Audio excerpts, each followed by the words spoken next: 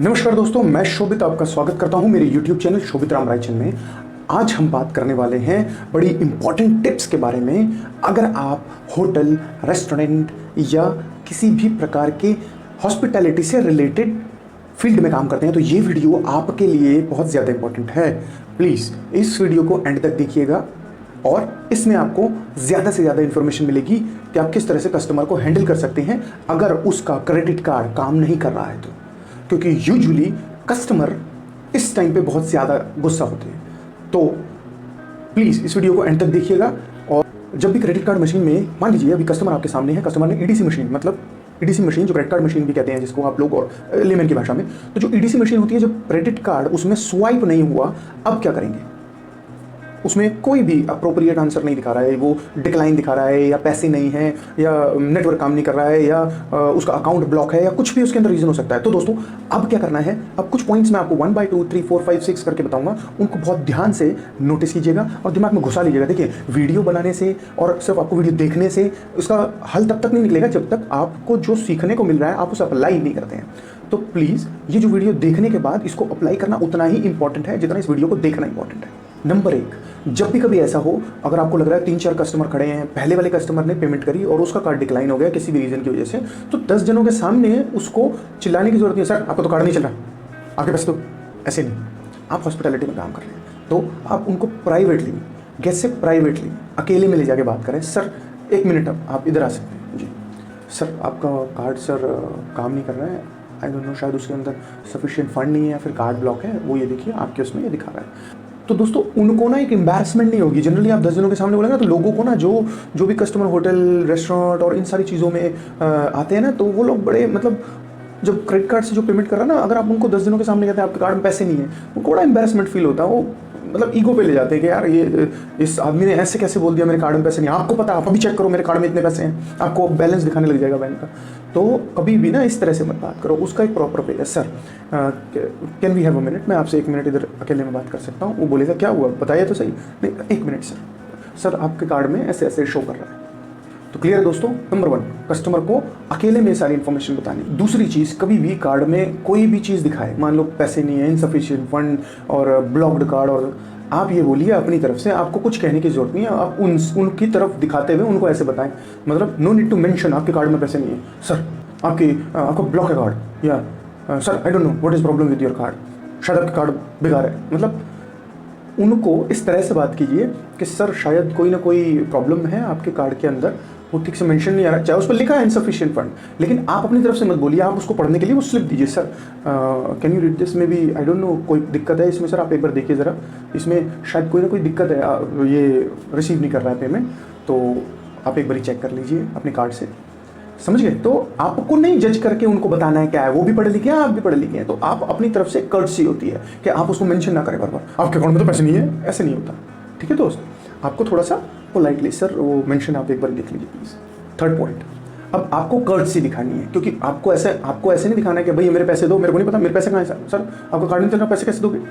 आपको कर्टसी दिखानी पड़ती है। जब आपको ऐसा लगता है कि भाई हो सकता है उनके कार्ड में किसी वजह से ब्लॉक हो गया हो, या उन्होंने कोई पैसे ट्रांसफ़र करे हो नहीं आए हो, या उन्होंने क्रेडिट कार्ड का बिल जो पिछले महीने पे कर दिया था क्रेडिट कार्ड वालों ने अपडेट नहीं किया हो, या मे बी उनके पास पैसे हों ही ना, तो क्या होता है कि ऐसे टाइम पे आप उनको एज ए कर्टसी ऑफर कर सकते हैं, उनको काम डाउन करने के लिए। क्योंकि ऐसे टाइम पे ना आदमी बहुत एम्बैरस होता है, तो बड़ा गुस्से में आ जाता है और फ्रस्ट्रेटेड हो जाता है। तो जो फ्रस्ट्रेटेड हो जाता है ना, उनको आप थोड़ा सा, सर इतनी है सर, आप एक काम कीजिए, आप आराम से होटल का फ़ोन यूज़ कर सकते हैं, रेस्टोरेंट का फ़ोन यूज़ कर सकते हैं, आप अपने क्रेडिट कार्ड में आराम से बात कर लीजिए, कोई दिक्कत परेशानी वाली बात नहीं है, आप आराम से बात कर लीजिए। और अगर हो सकता है आपका कार्ड नहीं चल रहा है तो आप किसी फ्रेंड या उनसे कैश मंगा के आप देख लीजिए, मैनेज कर लीजिए, आप हमारा फ़ोन यूज़ कर सकते हैं। तो उनको ऐसा लगना चाहिए कि आप हेल्प करना चाहते हैं उनकी। ऐसा नहीं होना चाहिए कि आप उन्हें सीधे डाउट कर रहे हैं, अच्छा इसके अकाउंट में पैसे नहीं है, अरे ये पैसे नहीं देगा भाग जाएगा, ये ऐसे नहीं करना है। वो आ रहा है सोच की जिस जगह पे आया है, तो ऐसे नहीं है कि वो कोई पागल आदमी है या बिना पैसे के आ गया है। कई बार जेन्युइन प्रॉब्लम्स भी होती हैं, कई बार इंटेंशनली भी होती हैं। तो आपको अपनी तरफ से कोई पहल नहीं करनी है ऐसी चीज़ में, ये दिखाने के लिए कि जी अच्छा जी मेरे को तो सब पता है, मैं तो जेम्स बॉन्ड हूँ, मैं तो देख लिया था, इसको देख के बता दिया था, इसके कारण पैसे नहीं होंगे। आपको अपनी तरफ से एक कर्टसी, सर आप फ़ोन कर सकते हैं, उनके पास मोबाइल होगा, ऑब्वियस सी बात है, आज की डेट में सबके पास मोबाइल होता है। लेकिन जब आप इस तरह से एक कर्टसली ऑफ़र करते हैं तो उनको लगता है यार ये बंदा होटल मेरी मदद करना चाहता है। उसके बाद क्या होता है, जब आपको लगता है कि ठीक है उनकी बात हो गई इधर उधर और हो रहा है, तो आपको ना रिजिड नहीं होना है। नहीं आपके तो क्रेडिट कार्ड में पैसे नहीं है तो आप हमें नहीं पता सर, आप किसी और का कार्ड लेके आइए ऐसे, या आप हमें नहीं पता कैश अरेंज करो, अभी कैश अरेंज करो, ऐसे नहीं होता। तो आपको क्या करना है कि आपको देखना है कि कस्टमर किस मोड ऑफ पेमेंट से आपको पेमेंट कराना चाहता है। हो सकता है वो आपको कह रहा है कि भाई मैं अपनी वाइफ को बोलता हूँ आपके अकाउंट में पैसे डाल दूंगा, कि आप अपने मैनेजर से बात करो, सर ऐसे ऐसे बात कर रहे हैं, या जो भी आपकी पॉलिसीज़ है पेमेंट रिसीव करने की, जो भी पॉसिबल टर्म्स हो पेमेंट रिसीव करने की विदाउट कस्टमर इनकन्वीनियंस, उसको ट्राई कीजिए कि वो हो जाए।